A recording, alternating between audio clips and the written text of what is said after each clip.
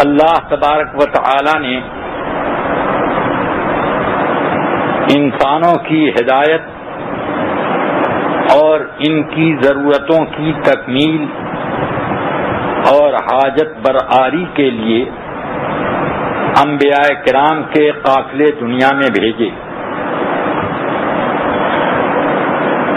سب سے پہلے جب سیدنا آدم علیہ السلام کی تخلیق کرنی ہوئی تو اسی وقت اللہ تعالی نے فرشتوں کی ایک بزم قائم کر کے ارشاد فرمایا، انی جاعل فی الارض خلیفہ، میں زمین میں اپنا ایک نائب پیدا کرنا چاہتا ہوں۔ نائب پیدا کرنے کا معنی کیا ہوا؟ نائب کسی کا بھی ہوتا ہے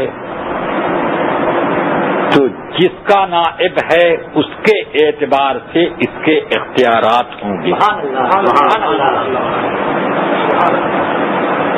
اگر ایک داروغہ کا نائب ہے تو داروغہ کے اختیار کے اعتبار سے اس کے اختیار ہوں گے، اور ڈی ایم کا نائب ہے تو اس کے اعتبار سے، اور اگر وزیر اعظم کا نائب ہے تو اس کے اعتبار سے اختیارات ہیں۔ اور جب مالک السماوات والارضین، خالق جمیع مخلوقات کا کوئی نائب ہو تو اس کے اختیارات کیا ہوں، اور اس کا دائرہ عمل کہاں سے کہاں تک ہوگا۔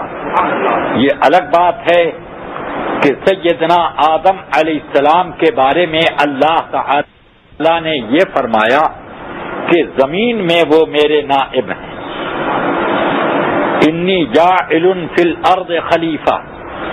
اس لیے ان لوگوں کا اعتراض دور ہو گیا جو لوگ یہ کہتے ہیں کہ معاذ اللہ آدم نے غلطی نہ کی ہوتی تو جنت سے نکال کر زمین پر بھیجے نہ گئے ہوتے۔ میں کہتا ہوں کہ ان کی پیدائش کے پہلے ہی اللہ نے یہ فیصلہ سنا دیا تھا کہ انی جاعل فی الارض خلیفہ، میں زمین میں اپنا نائب بھیجنا چاہتا ہوں، تو ان کی پیدائش سے پہلے ہی یہ طے تھا۔ تو یہ تو ان کی ایک لغزش کا مرتبہ سمجھو کہ اگر وہ لغزش نہ ہوتی تو خلافت نہ ملتی۔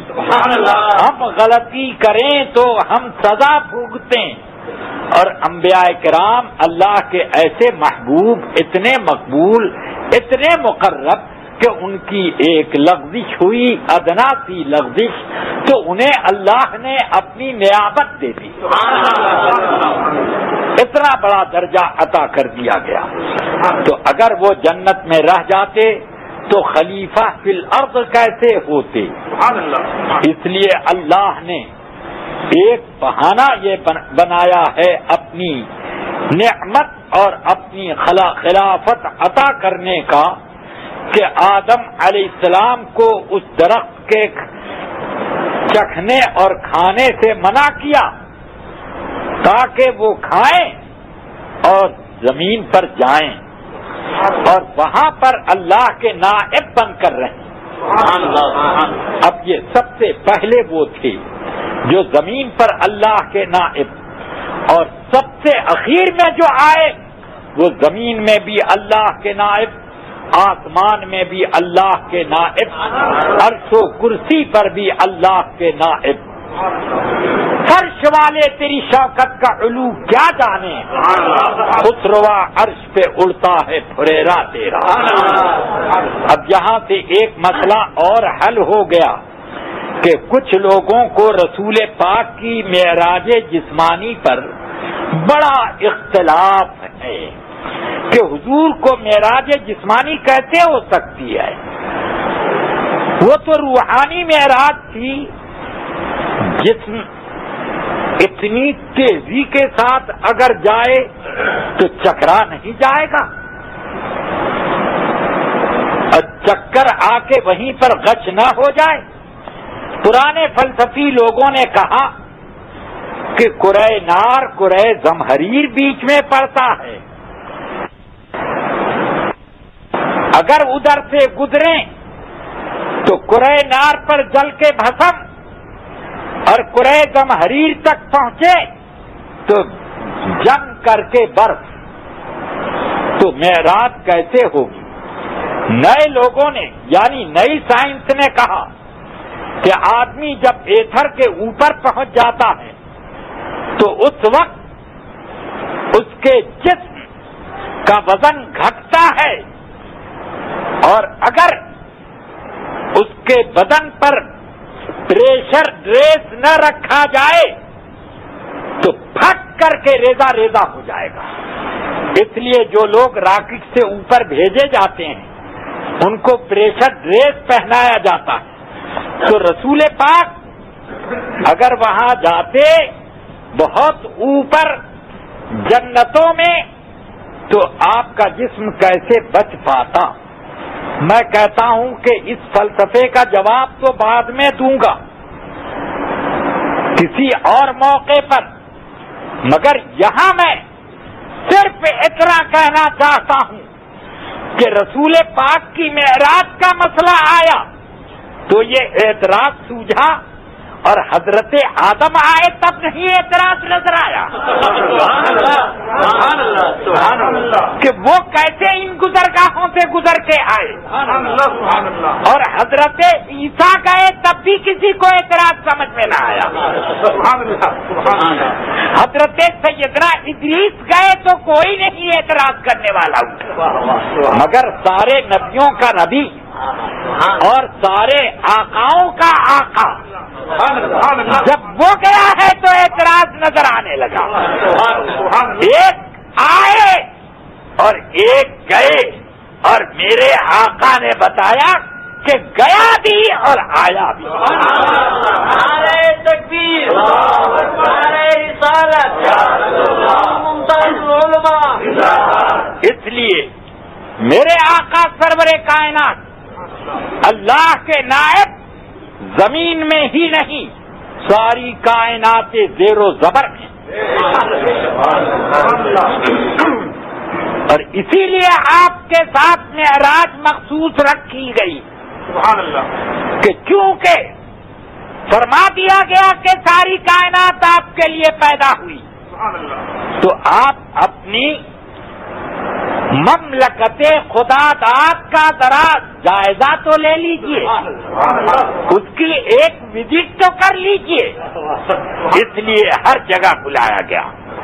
اس لیے میرے آقا سرور کائنات ارشاد فرماتے ہیں وزرائے اربعۃ، میرے وزیر 4 ہیں، وزیران فی الارض و وزیران فی السماء، میرے 2 وزیر زمین میں ہیں اور 2 وزیر آسمانوں میں ہیں۔ اما وزرائے فی الارض فابو بکر و عمر، و اما وزرائے فی السماء فجبرائیل و میکائیل۔ اب میں پوچھنا چاہتا ہوں کہ اگر ان کی مملکت اور خلافت آسمانوں میں نہ تھی تو ان کے وزیر وہاں کیا بیٹھے تھے؟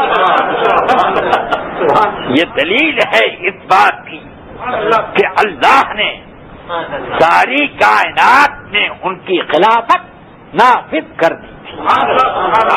اب اس مسئلے پر اگر گفتگو آگے بڑھاؤں تو بڑی طویل گفتگو ہے، اور مضامین کی وہ بہتات کہ مختلف مجلسوں میں بھی وہ کہیں تو اللہ تعالی اس کے بعد بھی میرے آقا کا ذکر باقی رکھے گا۔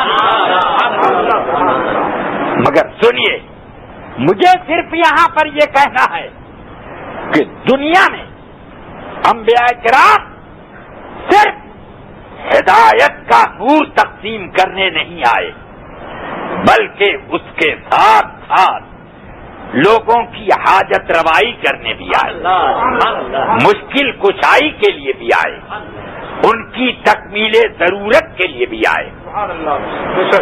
اگر یہ نہ ہو تو پھر خدا کی خلافت کیا؟ اللہ حاجت روائی کرتا ہے تو کیا اس کا خلیفہ حاجت روائی نہ کرے گا؟ اللہ ضرورتوں کی تکمیل کرتا ہے تو اس کا خلیفہ بھی وہ کرے گا. اس لیے انبیاء کرام کے لیے یہ عہدہ ضروری تھا. اصل مقصود ہدایت کا چراغ جلانا ہے، شمع ہدایت روشن کرنی ہے. مگر جب تک آدمی کسی کے احسان تلے دبتا نہیں ہے، عقیدت نہیں پاتا. اس لیے ضرورت ہے کہ نبی لوگوں پر احسان اتنا کرے کہ عقیدتوں سے لوگ گردنیں خم کر لیں. اور جب گردنیں جھک جائیں گی تو نبی کی اطاعت اور راہ ہدایت کا پانا بہت آسان ہو جائے گا.